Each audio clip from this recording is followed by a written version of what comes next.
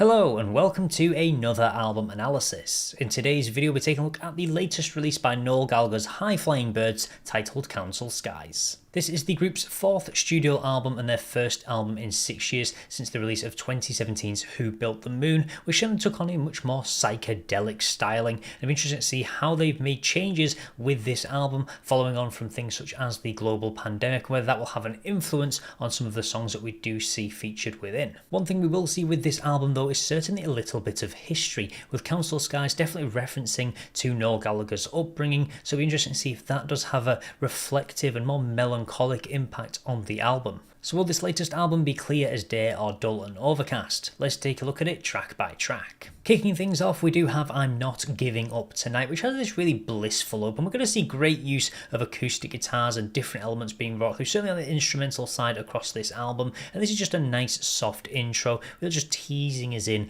to the album. Makes great use of strings and backing vocals as well, just to give it a bit more fanfare, give it a bit more life to the track itself. And it is one that is all about defiance. So you can see that from the title, I'm Not Giving Up Tonight. And it doesn't just have to be on a relationship, it could be on anything, it could be on life, writing music. They really keep this track very open and just really have this ability to just apply it to whatever you want, and just being defiant in all shapes and forms of life. And as an opener, it does really set this more melancholic style that we will probably see reflected throughout the course of the whole album, really just having that reflectiveness being shown straight away. The idea of Noel Gallagher not giving up on his career almost, really continuing to write music even through difficult situations such as divorce or things like that. Then we do move into Pretty Boy featuring Johnny Marr, formerly of The Smiths, who did work on the guitars for this particular track. And you've got some really interesting reflection coming in on this track as well. The idea of life ambitions, the idea of goals. You've got the dreams of children, you've got your eyes of gold. So really kind of pushing this idea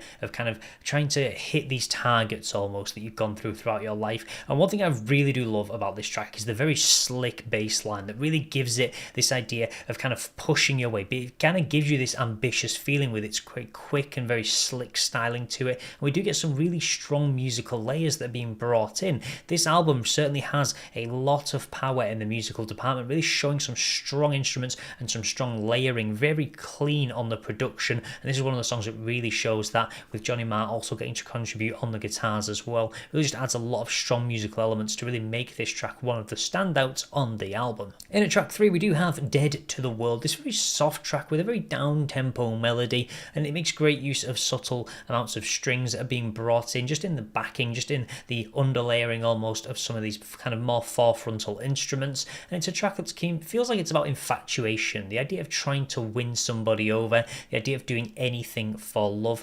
And one thing I actually really did enjoy about this track is it has this almost very film noir, almost French styling with the use of the accordion and some really nice layers that are being brought in. It really adds a much more atmospheric sense to this track, really sets the scene and you can kind of picture it in your head. It was also influenced by kids in Argentina who would sing Oasis tracks outside of Noel's hotel room, and it's a regular occurrence, so you can see the inspiration that comes through on that. The idea of certainly kind of having these people that are trying to win you over almost, or you're winning your fans over just because of the music that you're writing. So it does add a very interesting mix to the album, and really, certainly it's probably one of the stronger ones in terms of its ability to convey a particular styling with that film noir that it does give off. Heading into track 4 we do have Open the Door, See What You Find, a track about accepting who you are. Really shows the maturity of Noel as he's gone through life and has more experiences to draw on. The idea of I see all that I will ever know, I see that all that I will ever be. This idea that he's hit this point in life where he's probably not going to change too much more. He's kind of hit that fully developed stage where he can kind of reflect back on his past when he did go through a lot of changes. But the idea of, I like the track having this title, Open the Door and See What You Find. It's kind of almost like speaking to a younger generation, saying open the door, take these chances and see who you are going to be, go through these doors, go through these pathways through life to fully develop yourself. And it just has this very lullish sound. It's very steady with this very interesting staggered guitar that does come in before bursting into life heading into the chorus. So it really has these kind of emphasizes these ideas of these bright moments in life where you really learn something new, where you really develop yourself. So I did quite like the style they went for on this track to really show the message it was trying to convey. Next up, we have Trying to Find a World That's Been and Gone Part 1. So you can certainly see just from the title, this is reflected on the idea of the pandemic and the changes within the world that we have seen. Interestingly enough, the Part 1 is just the only one on the album. There is no Part 2, and that's because there was a second part to this particular track with drums and really big production. But unfortunately, he kind of decided to chop it back in the studio, decided to just go with these more soft acoustics, give it this more vulnerable styling and stick with that. So rather than stick another version with part 2 in the album, he decided to omit it completely and keep this as part 1. So maybe saving it for a rainy day, I do not know. But we do get a couple of really things I really do like. This wind sound effect, which really adds to this idea of winds of change. The idea that kind of we are going to change as time progresses, and we see that in today's world, the amount of changes that it's gone through over recent years. And this is a song that could be about either a loved one, or it could be about a breakup. It could be about the changes you go through in life, or how you and a loved one really have to make these changes and go through these changes as you develop through life, and you can either grow apart or grow together. So I really do like that in the lyric, as we try to find a world that's been and gone. So this really shows this dual purpose of these lovers. They're trying to find a world together that they can no longer hold on to, or just kind of this idea of trying to find their new worlds after they have gone their separate ways. Then we have another one of the singles released from the album in the form of Easy Now, which certainly is probably the most Oasis sounding track on the album. Again, starts with this really nice acoustic open, these backing vocals adding extra effect, and also some rhyming lyrics that really do add a bit of greater flow to the track, really give it that extra kind of pushing power to really just lull it along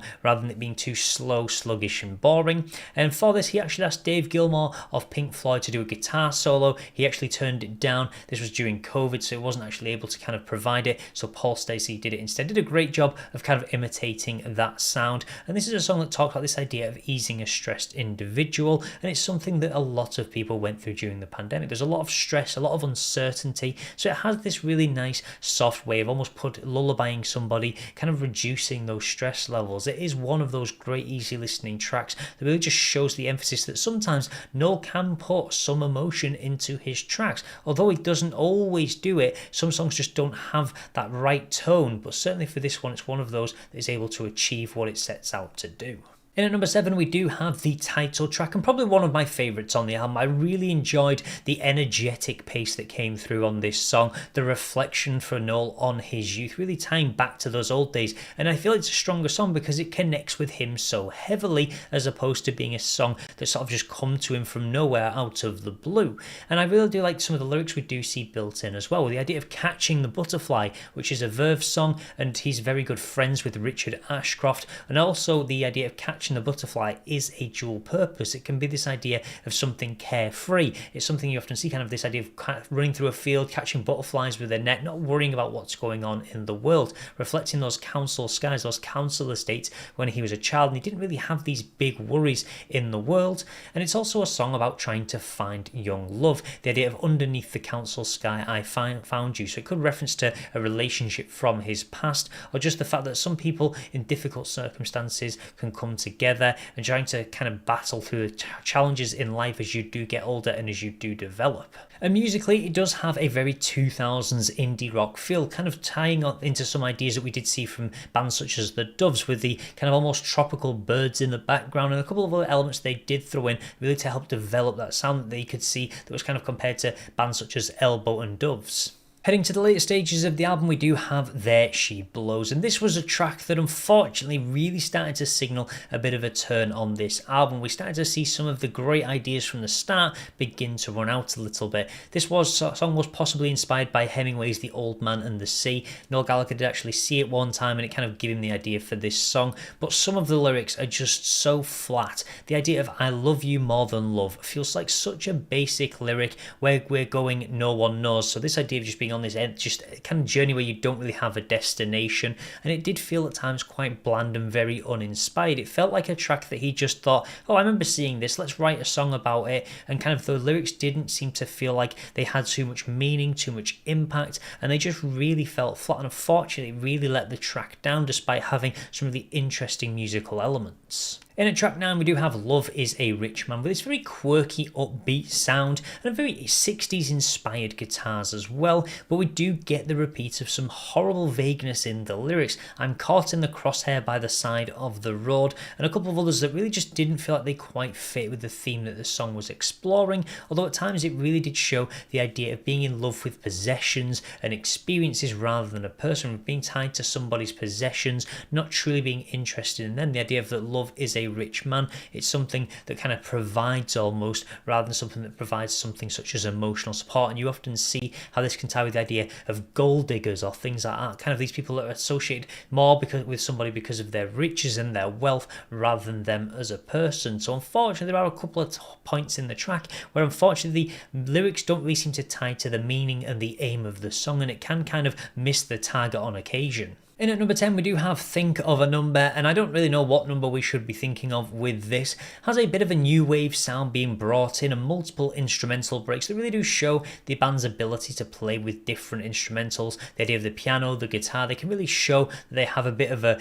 kind of buffet almost of different instruments they can really play with, and they've shown that throughout the course of the entire album. But they do have again just another track that unfortunately starts to feel a bit forgettable. It's a very long track in at 5 minutes 46.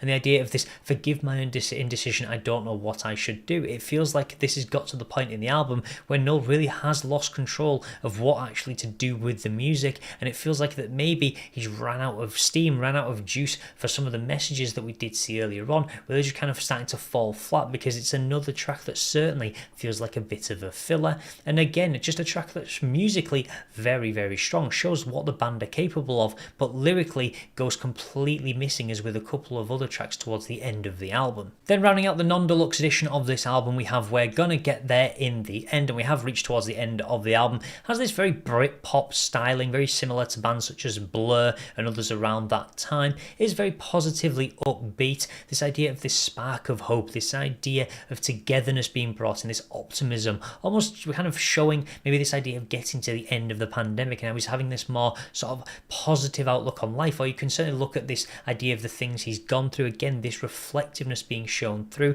with the difficulties he has been facing over the past couple of years, as he's gone and turned some of that into music and really shown that. And at one point I think he was actually possibly going to omit this from the album, and he wanted it to be on the B-side because it is a very different track. It's much less melancholic, more upbeat, much more high energy than some of the tracks we did see that had that more reflective style featured earlier on.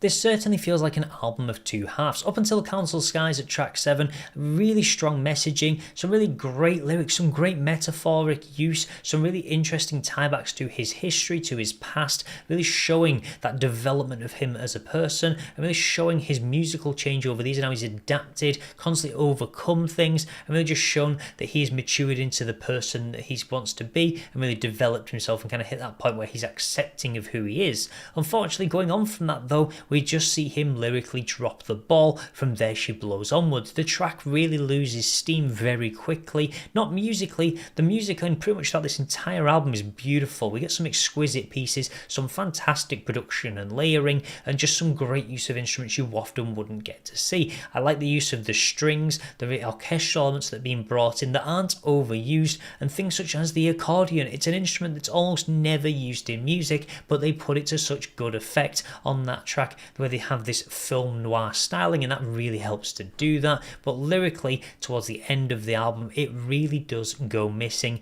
and just kind of feels like that it's run out of steam, and unfortunately it's derailed itself in terms of the lyrics. So for those reasons, I'm going to give the album a 7 out of 10. Musically, it's very, very strong. I really do love some of the production that is included on this, but unfortunately it's that second half of the album lyrically that really drag it down and stop it from climbing any higher. Certainly just some of these tracks that even Think of a Number, it's kind of forgettable. It's a track that's too long and doesn't really set out to achieve anything, and it just feels like a track that's been inspired by something random. I think it was a bike ride that inspired the track, and unfortunately why it just kind of goes missing and doesn't really tie in with some of the stronger elements we did see on the album. So that will be everything for today's video, but as always, feel free to let me know your rating out of 10 for this album in the comments section below. Maybe you enjoy it more, maybe you just don't think it's as strong and feel like it should be lower down. I would love to know your thoughts. And as always, if you would like to see more content like this, then please do feel free to subscribe. And I will see you in the next album analysis.